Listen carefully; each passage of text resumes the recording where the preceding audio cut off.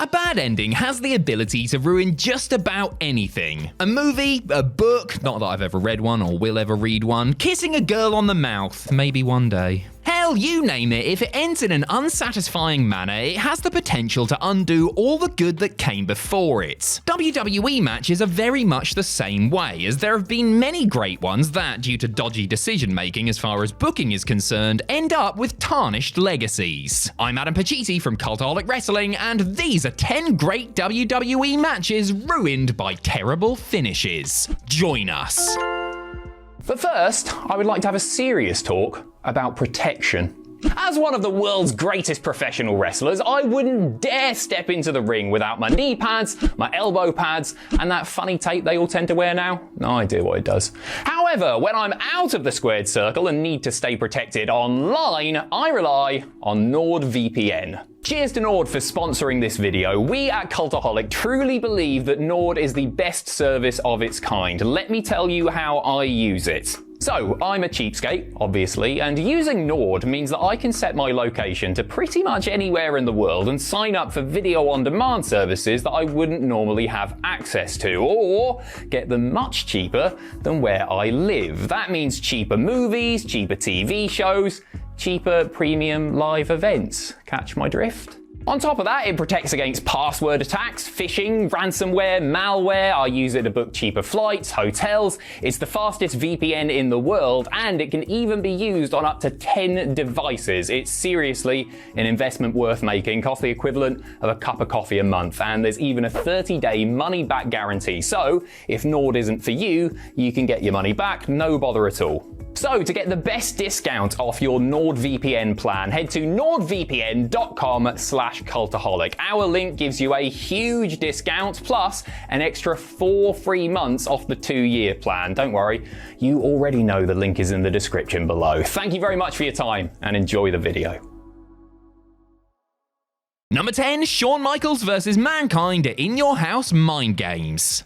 Coming a month after SummerSlam, WWE's Mind Games pay-per-view was, on paper, a throwaway show with little to offer in the way of must-see matches or important angles. It was, however, headlined by world champion Shawn Michaels defending his title against Mankind, a Monster of the Month challenger who didn't have a hope of actually winning but would at least help make it a compelling contest. And what a ruddy-bloody match it was, stuffed full of thrills and spills as both men, who each took great pride in their performance, put it all on the line to turn what could have easily been a forgotten meeting into a genuine Match of the Year contender. During a year of standout performances from Michaels and Foley, this might have been their very best, the 25-minute match building perfectly to, well, a very disappointing disqualification finish when Vader ran in and attacked the Heartbreak Kid. The post-match scene with The Undertaker was certainly memorable, and the match is still a corker however you look at it, but the lack of a decisive ending really is a shame and is probably a major reason it's not brought up as much as it should be.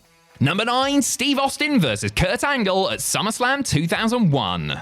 No doubt realizing that the invasion angle was going nowhere fast, with the mid-card geeks representing the WCW-ECW alliance posing little threat to the mighty Federation, the company opted to have Steve Austin jump ship, lending the invaders some much-needed star power. Curt Angle, fed through and through, was incredulous at the turncoat, and the two men feuded going into SummerSlam, where the Olympic hero sought to bring the world title back home. Their match was an absolute scorcher, full of intensity from the off as they brawled, wrestled, and traded big moves and finishes in a seesaw match that saw Angle get badly busted open. During a frantic closing stretch, Austin attacked referee Earl Hebner, then attacked his replacement Mike Chioda, and then attacked his replacement Tim White. Despite the Texas Rattlesnake disposing of 3 officials in a bid to escape with the gold, Curt continued to battle and looked to have things sewn up when WCW ref Nick Patrick ran in, feigned like he was going to count, and then called for the DQ. All that just for Angle to beat Austin clean a month later at Unforgiven. Number 8, Triple H vs. Booker T at WrestleMania 19. Everything about the build-up to Triple H and Booker T's World Heavyweight Championship match at WrestleMania 19 suggested that the 5-time former WCW champion would be walking away with the belt. A racially charged storyline had fans convinced that Booker, the street-tough underdog who had worked hard for everything he'd ever gotten, overcoming the odds along the way, would prevail over the pampered and protected champ who had been handed everything in his life. I mean, he was literally handed the World Heavyweight title by Eric Bischoff on Raw, lest we forget. While the match wasn't exactly an all-time classic or anything, it was still really, really good, and Booker looked like he was going to pull through after disposing of Ric Flair at ringside and hitting the game with the Harlem Hangover. Well, not quite, but then he went for his patented scissor kick and, oh, hold on a second, he's fallen down and Triple H has hit a pedigree, leaving both of them lying on the canvas. Well, whoever gets to their feet first is surely going to be... Hang on a second, did he just pin Booker with one hand after waiting approximately 6 months to make the cover? Is that the finish? Is it? Well, I for one cannot and will not dig that. Sucker! Number 7, the men's Money in the Bank ladder match at Money in the Bank 2019. The Money in the Bank ladder match is pretty hard to mess up. You take a bunch of talented performers, let them play with ladders, and sit back, relax, and watch the carnage unfold. Well, not exactly relax, I mean the matches are absolutely terrifying to watch, but the point I'm getting at is that it would actually be a challenge to make one of them uninteresting or actively bad. It is not a challenge, however, to ruin one of them with a universally despised finish. In the main event of Money in the Bank 2019, Randy Orton, Drew McIntyre, Finn Balor, Baron Corbin, Andrade, Ricochet and Mustafa Ali were competing for the coveted briefcase. Going almost 20 minutes, it was a typically breathless display full of innovative stunts and bumps, and it looked for all the world like Ali was going to emerge as the surprise winner. The actual surprise was Brock Lesnar sauntering out to replace Sami Zayn, who had been taken out of the match via a pre-match attack, pushing the ladder and Ali over and grabbing the briefcase without so much as breaking a sweat. And when you consider just how sweaty Lesnar usually is, that's quite an accomplishment. Number 6, the Elimination Chamber match at SummerSlam 2003.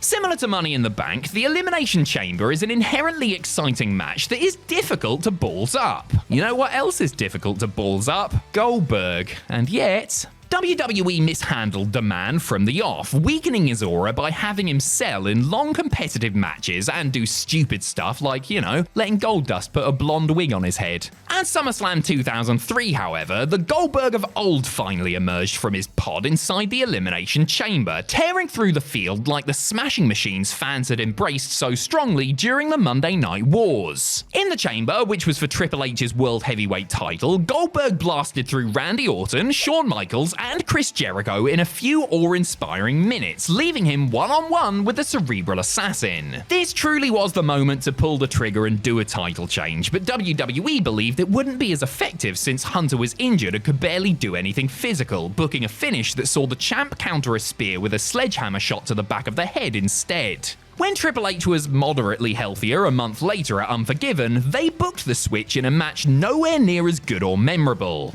Number 5, Seth Rollins vs. John Cena at SummerSlam 2015. At SummerSlam 2015, Seth Rollins and John Cena met in a winner-takes-all match where both the WWE World and United States titles were on the line. A blockbuster match for the so-called biggest party of the summer, there was simply no way that Cena and Rollins weren't going to go all out to steal the show. And true to form, John and Seth, wearing that white gear that Vince McMahon reportedly loathed, put on a clinic that kept fans guessing right up until the finish. Oh yes, the finish. With the referee down, comedian and talk show host and host of SummerSlam, Jon Stewart, came down to the ring. Now, Stewart had been beefing with Rollins as of late, the two men trading barbs back and forth, so the expectation was that the Daily Show man was going to somehow meddle in the Architect's affairs. But, shock horror, Stewart turned on Cena and hit him with a chair, paving the way for Rollins to pedigree his way to another title triumph. It was later explained by Stewart in a promo that he did so because he didn't want Cena to surpass Ric Flair's record 16 world titles, but personally, I think the whole thing was a load of absolute bollocks. Number 4, Shawn Michaels vs. Steve Austin at King of the Ring 1997. In the main event of WrestleMania 14, Shawn Michaels dropped the world title to Steve Austin square in the middle of the ring. It was a true torch-passing moment as HBK went into temporary retirement and Stone Cold went on to become the biggest thing on the goddamn planet. A torch-passing moment, perhaps, but the match itself wasn't all it could have been due to the showstopper's debilitating back injury. Less than a year earlier, at King of the Ring, the two men had a much better professional wrestling match that, nonetheless, was tempered by a duff finish. It was far and away the best thing on a pretty dire show, the two men working a match that started with some tight mat wrestling and kept escalating, heading into a topsy-turvy finishing sequence that saw the ref get bumped. Oh, and then get bumped again when Austin decided to stunner him. Oh, and then another ref came in and Michaels decided to kick him in, because why the hell not? Finally, a third ref ran out and called the whole thing off as a double disqualification. I've got double something for you, whoever booked that finish. Number 3, Eddie Guerrero vs JBL at Judgment Day 2004. With seemingly everyone in the SmackDown main event scene disappearing for one reason or another after WrestleMania 20, WWE Champion Eddie Guerrero was tasked with trying to elevate career mid-card babyface tag teamer Bradshaw, who had been hurriedly rebranded as headline heel John Bradshaw Layfield. It was a tough ask for Latino Heat, who put his title on the line against JBL in the Judgment Day 2004 main event in a sink-or-swim moment for the challenger. Thankfully, Eddie, and to his credit JBL, worked their backsides off that night, putting together a very strong match that carried a genuine sense of drama due to Guerrero's gory blade job and subsequent blood loss. It was gripping stuff seeing Eddie make his comeback while wearing the proverbial crimson mask, at the same time that the sheer amount of claret made it feel like he could realistically lose his championship. In the end though, WWE went for a cop-out finish to prolong the program to the next pay-per-view as Guerrero hits JBL with the WWE title belt, drawing the DQ. The post-match scenes were meant to make up for a lack of decisive conclusion, but such an epic encounter really did deserve one. Number 2, Brock Lesnar vs John Cena at Extreme Rules 2012. 8 years after walking out of WWE and having since conquered the world of mixed martial arts, Brock Lesnar walked back into the company with a rep as one of the baddest men on the planet. The former UFC heavyweight champion immediately targeted one of the men who had stepped up in his absence, John Cena, setting up a titanic tussle at Extreme Rules 2012. The build had been intense, and that intensity carried over into the match, fought with an Extreme Rules stipulation, with Lesnar just brutalizing Cena from the get-go, a theme that continued as the painful match went on. Brock was utterly dominant here, very much possessing the aura of a man who had spent the past several years fighting for real in cages. So what a return it was shaping up to be for the next big thing, who would surely collect Big Match John's scalp and lay down a marker on his first night back in a WWE ring. Surely Lesnar was going to pick up the decisive W here. Well, Brock may have gotten the better of Frank Mir, Randy Couture, and Heath Herring in the octagon, but he was no match for Prime Super Cena, who hit Lesnar with a chain followed by an AA to inexplicably walk away with his hand raised. Number 1, Roman Reigns vs Cody Rhodes at WrestleMania 39.